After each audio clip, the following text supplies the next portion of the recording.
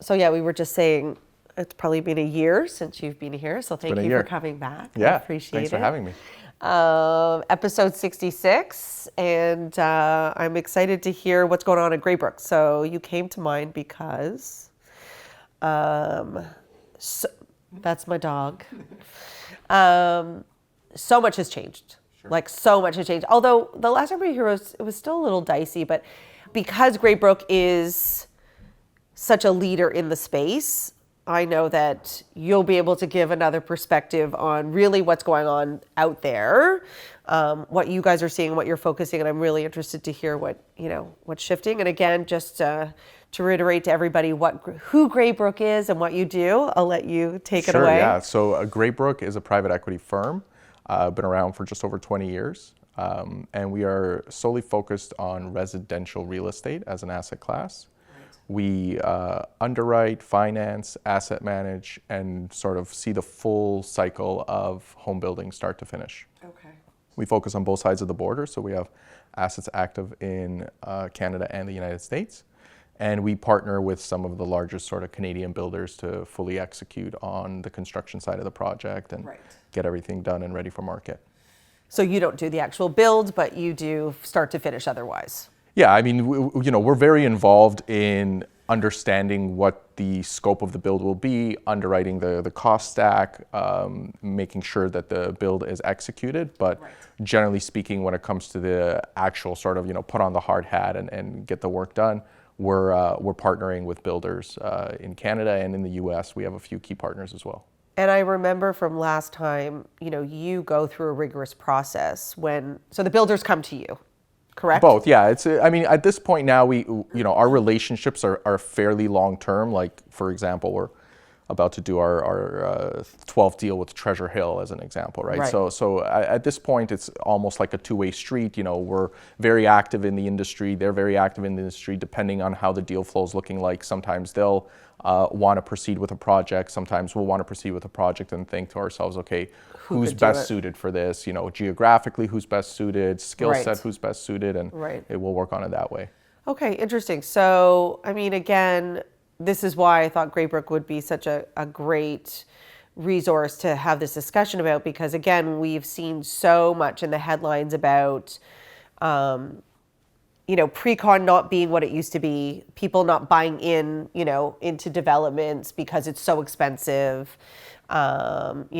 Listen, developers are getting hit on every level of government. It's just getting so expensive to build. And those days of investors coming in and buying and then flipping on assignment and making money and with money being more expensive, obviously investors have, I wouldn't say investors as a whole. I think that the average person who's looking to buy, a condo or two to, put into their portfolio has stepped back. The larger ones obviously are always looking in the market, but how have things changed for Greybrook in the last year?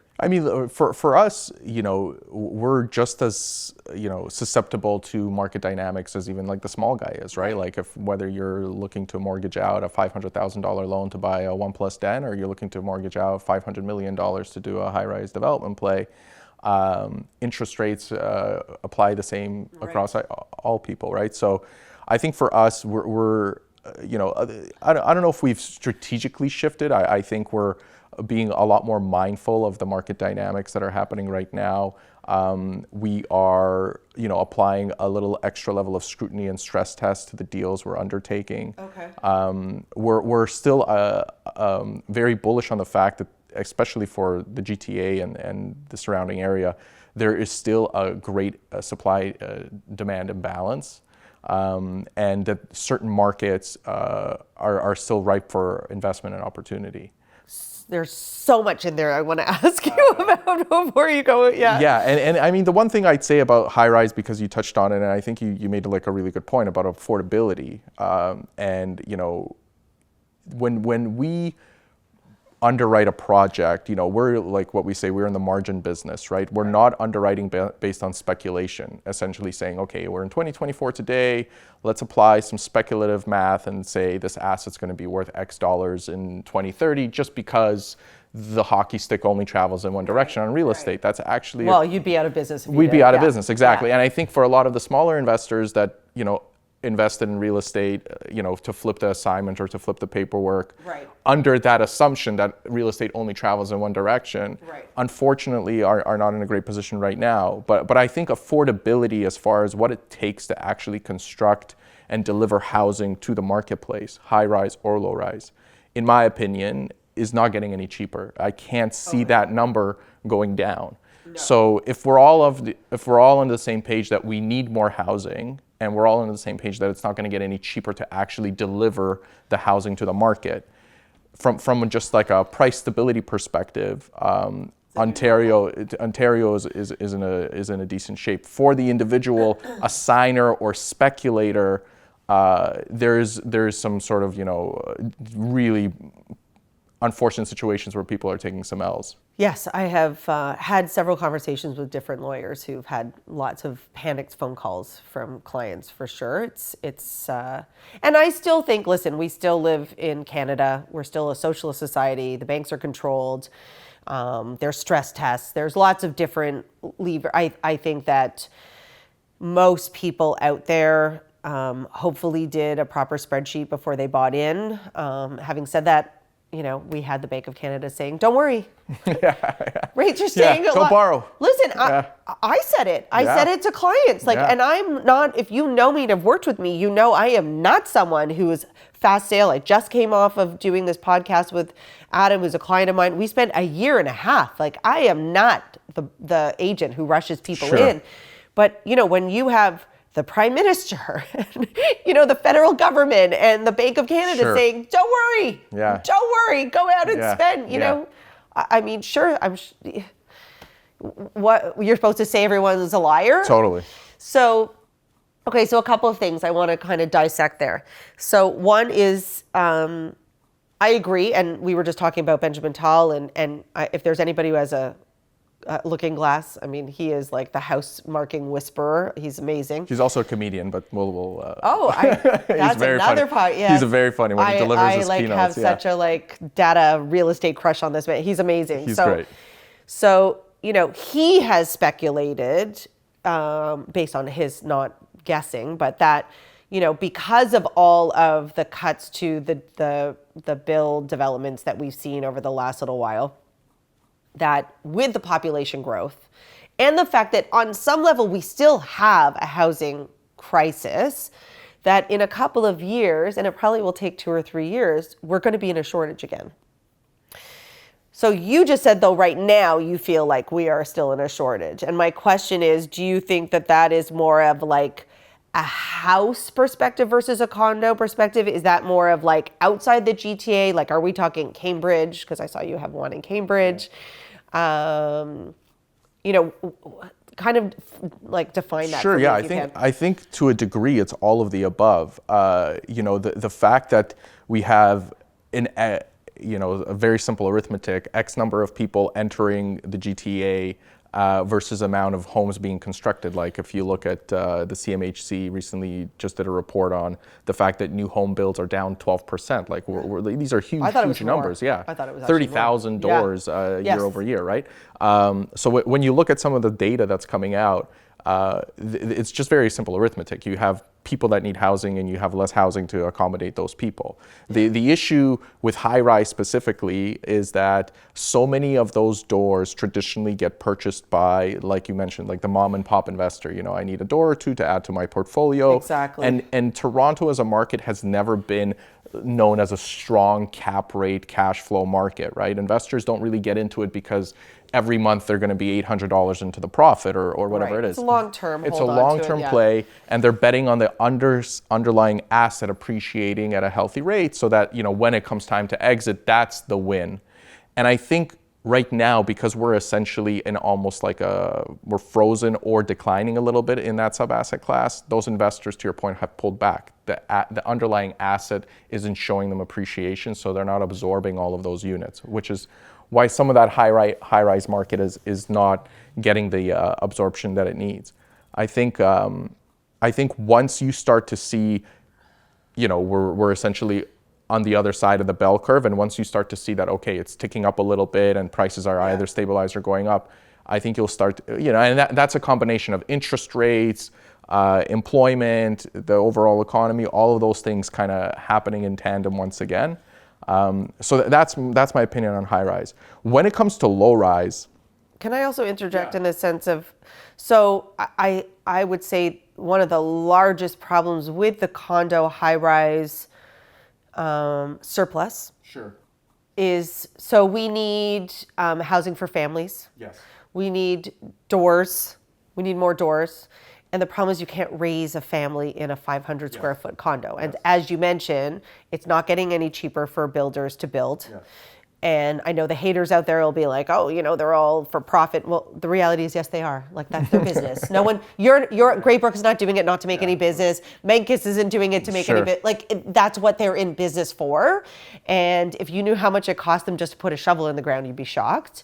But so now the units are getting smaller because that's where they make the most money. And this is where, you can't find a 1,200 square foot. Like, I'd be very interested if you even know this stat, but in a typical high-rise condo now, what's the largest unit they'll build? Yeah, I mean, usually now, depending on are they even doing 3 bedrooms anymore? No, not really. Right. But keep in mind that the government actually does have a hand in mandating what kind of mix you're putting into a building. Like if a builder, if it was up to a builder, to your point, they'd go like small all across the board because the profit margin is usually larger on the smaller units. But the government is kind of mandating and doing their own analysis and saying, okay, we want a mix of 2 beds and 1, and really they're just focusing on the bedrooms. They're not focusing on the size. And you've been around a lot of units, right? Like, you can have a 1 bedroom that's 500 square feet that feels twice the size of a 2 bedroom that's 700 square feet, right? Listen, the biggest red flag to me is a client will say, they're like, oh my God, I found a 2 bedroom for whatever X amount of dollars. And I'm like, oh, what does this 2 bedroom look like? And I open up and I'll be like, oh, in 625 square feet? No. No. Yeah. Let me tell you what those 2 bedrooms are going to look like. You're going to get a twin bed in one of them. Totally. Do you know what I mean? Yeah. So going back to the mandating. So yes, I had someone from Starlight. Like even like the apartments, they were just building here on, not on Deloraine. Anyway, they just did off of Fairlawn. They built townhome rentals next to the apartment building. And he was telling me how much the city micromanaged, how much the outdoor space could be, how much because they were like, if we maximize this, we can get better rent. And they were like, no. Yeah. So that's another thing to consider that, when everybody complains about what's being built and a lot of that has to do with the government as well. Yeah. It's I mean, we make internal jokes about how much we add to the underwriting of how long it takes us to essentially deliver housing versus some projects we do on a very similar size and scale in the US. And it's like the dirt's exactly the same, it's not like dirt's exactly it's not like oh my God, I'm gonna use that line. Environmental geotechnical issue, right? It's literally bureaucracy that grinds a lot of the time. Which I'm sure also changes state to state. Like I saw, you've got in Florida. I'm sure the red state is different than the blue state, but we won't go there as much as I'd like to. So for sure. The way that we run things is just painful. Painful, yeah. So let's even dive into, the way that Greybrook works is they've got a project. They send out an email, and if anybody's interested, please reach out to me to discuss it more, because it's a very interesting way of getting into real estate. So I have a client who wants to sell his condo right now because he does not want to be a landlord. He had a horrible experience. He bought it pre-con, not with me, and now we're trying to unload it, and it's not going well. Because he doesn't want to be a landlord. He's not interested. Just get rid of it. Sure.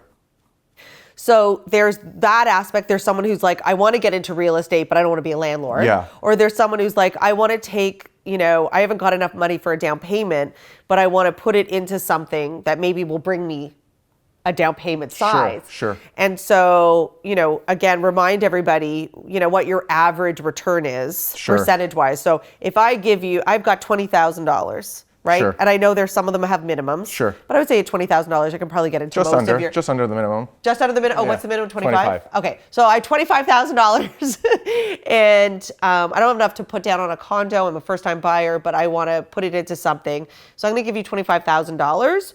What is your average return rate? I mean, it really varies project by project. So Yep. the beauty about Greybrook is that you're not investing in Greybrook as a generic fund. Right. You're believing in us as an operator, Yep. and you like the thesis of what Greybrook stands for, but you are almost in an a la carte fashion, Yep. reviewing it on a deal by deal basis. So depending on the geography of the deal, what we're doing, sometimes we'll do value add where we're, for example, buying existing rental housing that's underperforming and Right. we're going to take it through a rehab cycle. Or Right. we are just developing land, getting it ready for shovels in the ground, and then pitching it off to a builder. Or we're doing the whole cycle, start to finish. Right. So depending on the size, horizon, all of that stuff, it really does vary. It can get quite aggressive though. Like the returns can get aggressive. I think you sent me one just recently, or who's the gentleman on your team? He sent it to me. I would say like your last, not to put you on the spot, but the Sure. last project that you just released, what was the return? Yeah, so on the last project we just released, it would be in the range of around 20% annualized. And keep in mind, I kind of want to say there are elements of this, because when people hear those type of numbers, they immediately jump out and they go like, oh my God, like, Where do I send my I'm money? selling my house and like, how do I send my money? No. So like, and that's where like you really have to dive into the details and speak to you, and then by extension myself, about understanding that, this is an illiquid investment, for example. So a lot of people need to be comfortable with the fact that this is like, as good old George Foreman used to say, you set it and forget it. Very much so. You hand it over and you don't think about it. And that was the other question I was going to have your time frames changed? So the idea is, like, I'll walk you through very simply, and you'll just correct me if I'm wrong. I have $25,000. I'm going to, and Greybrook will release a project and then it will be closed. So it's not like, you can't necessarily call Alex tomorrow and go, okay, I have 25,000. He'll be like, I have nothing for you. Exactly, yeah. They're not taking, like you said, you're not investing in the company, you're investing in the project. So if there's no project, and the project that may be released may not be for you. Exactly. Right? Exactly. So all valid. exactly. So you might go, yeah, no, you know what? That sounds a little bit more risky, or that's not really listen, the reality is, like, I saw the one that you're doing in Miami. I'm like, as a person, I get excited about that. Maybe I want to be a part of that. I want to have my money in that, right? So, but what I noticed was, I think about a year ago, and you could correct me if I'm wrong, because it may be project to project, I think it was like a 5-year cycle. And the one that you just released was a 7-year cycle. Yeah, it is. So it is project by project. So is it getting longer? I'm just curious if it's getting longer to hold on to the money because things are getting like more complicated, or anyway. Yeah, I think like, let's if we go like back in time, let's say 10 years, and Greybrook is acquiring a plot of land, and we're like kind of like the girl out of high school ready to date, right? Like, we're so optimistic, and like it's gonna take us 5 years to do this whole thing, right? And then you actually get into it and you're like, it's not exactly as it seems. So like anyone that's a professional, you kind of learn as you go, you have more precedence. So now what we're naturally doing is just applying a little bit more buffer room, because unforeseen delays can happen with bureaucracy, delays can happen with trade unions, right? Like, if you're in construction, the steelworkers union decides to go on strike, and it takes you back 2 quarters, completely out of your control. Yeah, so for sure. We'll try to now under-promise, over-deliver, versus say it'll take 5 and deliver in 7. Okay. Yeah. Okay. So going back to, let's say, and I interrupted you because we got onto the condo tangent, but you were going to start talking about just more of like the single door or the low rise.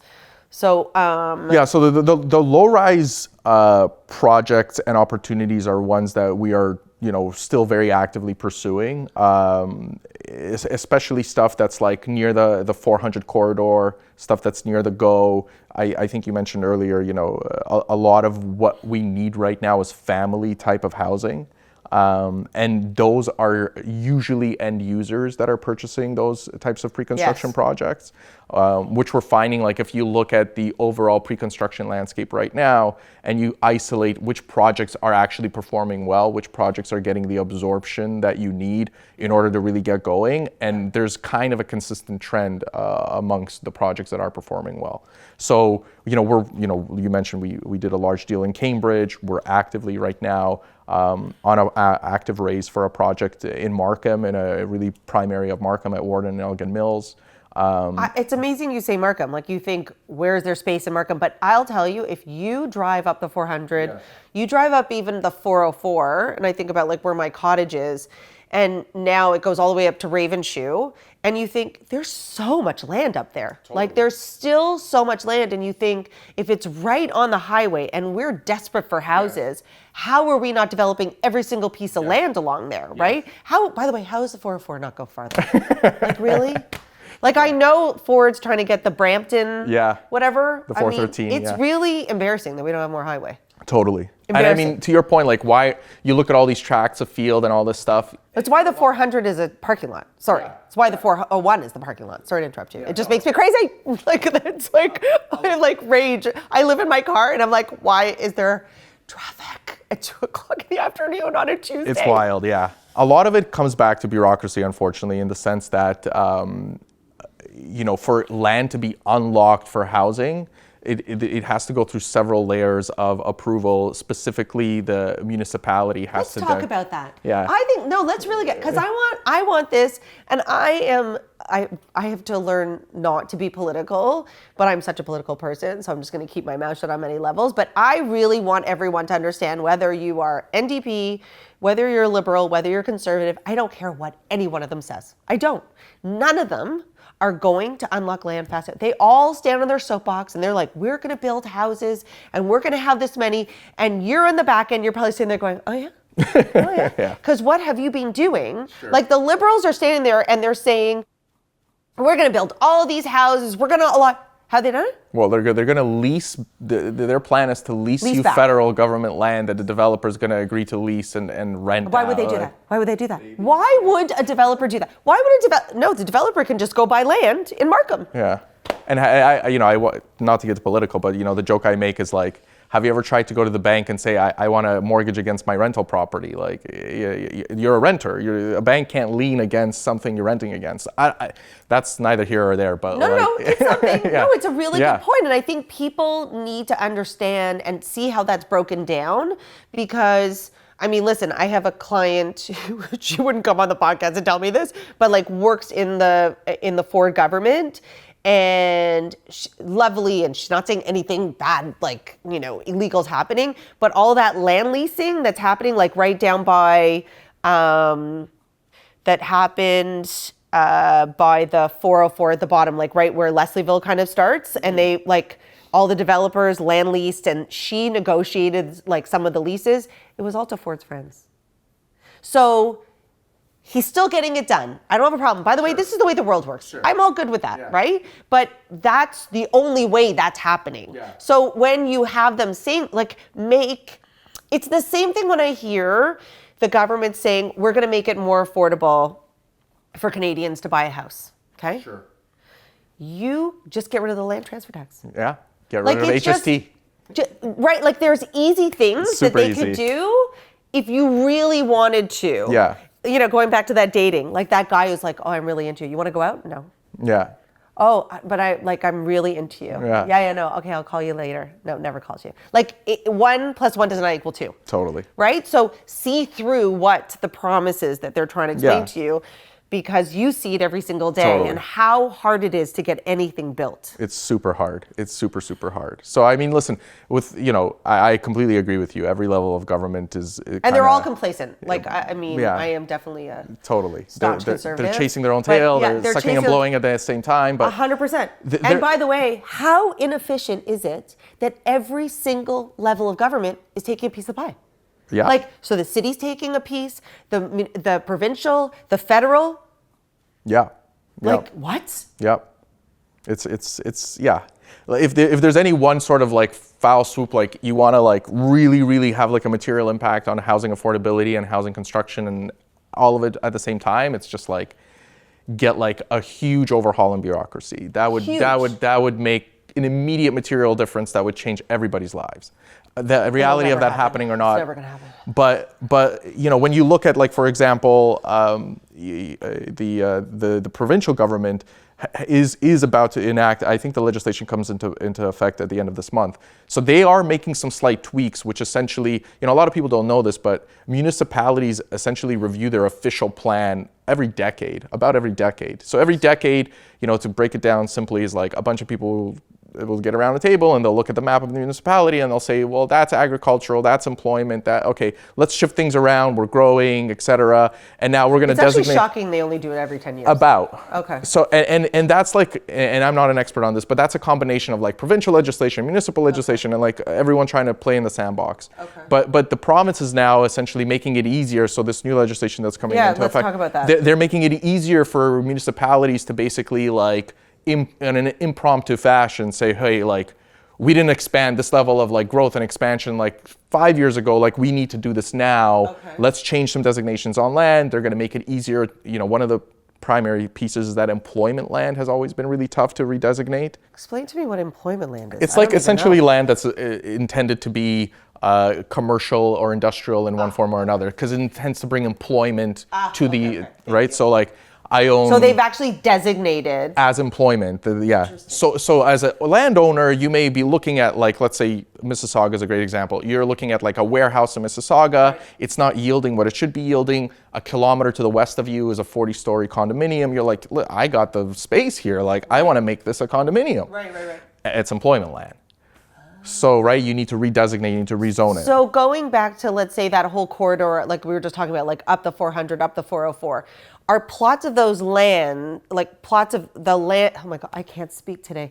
Are some of those plots, like if I was like, oh, I want to come and build, you know, stacked townhouses here. And you go to the municipality and they're like, no, that was designated for employment. Yeah, so a lot of those would be designated like agricultural, for example. So like they need to now get it into what's called the urban boundary. And now the city needs to say this is now designated future residential. Well, I guess that makes sense, because I mean, if you go around the city of Toronto, you know, you can go, let's say you purchase a house next door to me, right?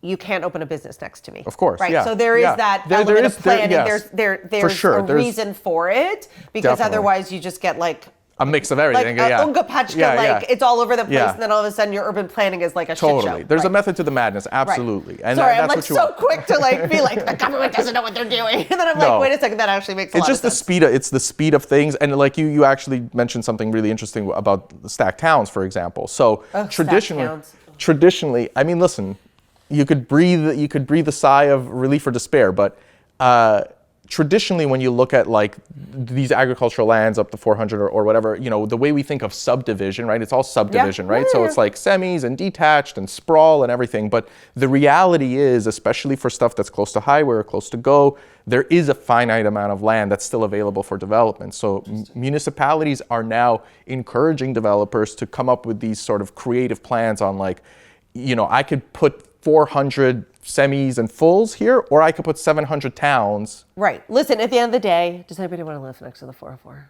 Do you want to hear do you want to hear the highway? I just like this is what was coming to mind, like as I drive and I see these plots of land and they're just empty, and we talk about how we need housing. Why, you know, and you think to yourself, why wouldn't, you know, a developer come along and purchase it? But on a different note, and maybe we'll end here because I've always been fascinated. Have you gone up the 400? I'm trying to remember if it's before Barrie or after. And there's a development that's sitting there. I think it's still in progress, but the company's called Ant. No. Oh my God, you have to look it up. Okay, so we're gonna leave on this note. But every time I pass it, I'm like, why in a million years would I want to buy a pre-con home from a company called Ant? And their logo has an ant on it. No, I'm not joking. I'm not joking. It's an acronym. It's like A.N. Like, I don't know what it stands for. I don't care. Ant. Maybe. It's like the chubby burger from A&W. Do I want to have a burger that's gonna make me chubby? I don't understand that. Literally. So you rather eat Mama and Papa? No, really. Like, let's bring Adam back and he's gonna redo their branding. Like, I don't understand that, right? Like the Mama and Papa chubby burger. Like what? And then you've got Ant housing. They're spinning off the Marvel success, you know. No. No, no. Anyway, thank you so much. Awesome. I Thanks, appreciate Rachel. it. It was, Yeah. as always, and we'll put your contact information in the show notes. Please, and if yeah. anybody wants any more information, you can reach out directly or through me. Thanks, Rachel. Thank you.